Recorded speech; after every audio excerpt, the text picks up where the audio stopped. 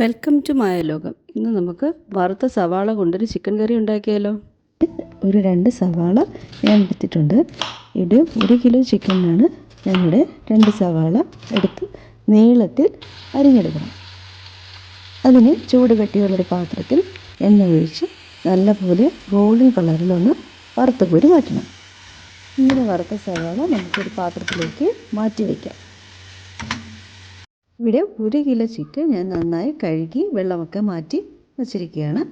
ഇതിലേക്ക് 1.5 ടീസ്പൂൺ മുളക് പൊടിയാണ് ഞാൻ ചേർക്കുന്നത്. എരിവ് അനുസരിച്ച് ഓരോരുത്തർക്കും ഇതിൽ മാറ്റം വരുത്താവുന്നതാണ്.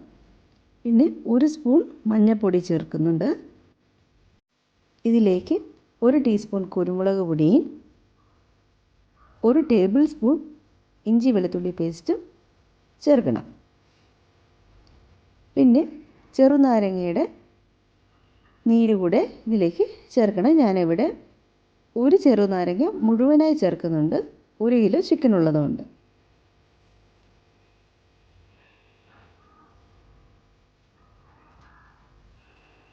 ഇതിലേക്ക് കറിക്ക് ആവശ്യമായ ഉപ്പ് ചേർത്ത് കൊടുക്കണം.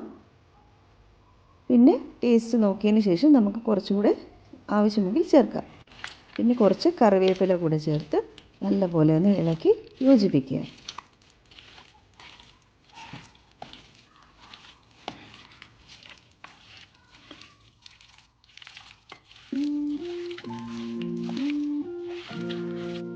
ഇനി നേരത്തെ നമ്മൾ വറുത്ത് കോരി വച്ചിരിക്കുന്ന സവാള നല്ലപോലെ ഒന്ന് കൈകൊണ്ട് പൊടിച്ച് എടുക്കണം. മിക്സിയിലൊന്നും പൊടിക്കേണ്ട ആവശ്യമില്ല. ചൂട് മാറി കഴിയുമ്പോൾ നമുക്ക് കൈ കൊണ്ട് നല്ലപോലെ ഒന്ന് ഞെരടിയാൽ നല്ല രീതിയിലൊന്ന് പൊടിഞ്ഞു കിട്ടും. ഇത് നമ്മൾ നേരത്തെ മസാല പുരട്ടി വെച്ചിരിക്കുന്ന ചിക്കനിലേക്ക് ചേർത്ത് എല്ലാം കൂടെ ചേർത്ത് നല്ലപോലെ ഒന്ന് ഇളക്കി യോജിപ്പിക്കുക. അങ്ങനെ നമ്മൾ 20 മിനിറ്റോളം ഇങ്ങനെ ഒന്ന് അടച്ച് മാറ്റി വയ്ക്കണം. കുറച്ച് സമയത്തിന് ശേഷം നമുക്ക് ആ സവാള വറുത്ത് വച്ചിരിക്കുന്ന സെയിം എണ്ണയാണ് ഞാനിവിടെ ഉപയോഗിക്കുന്നത്. അത് കുറച്ച് ഒഴിച്ചു കൊടുക്കുക. അതിലേക്ക് 2 പച്ചമുളകും കുറച്ച് കറിവേപ്പിലയും ഈ മാരിനേറ്റ് ചെയ്ത് വച്ചിരിക്കുന്ന ചിക്കനും കൂടെ ചേർത്ത് നല്ലപോലെ ഒന്ന് ഇളക്കി യോജിപ്പിക്കണം. ഈ കറിയിൽ നമ്മൾ മല്ലിപ്പൊടി ചേർക്കുന്നതേയില്ല.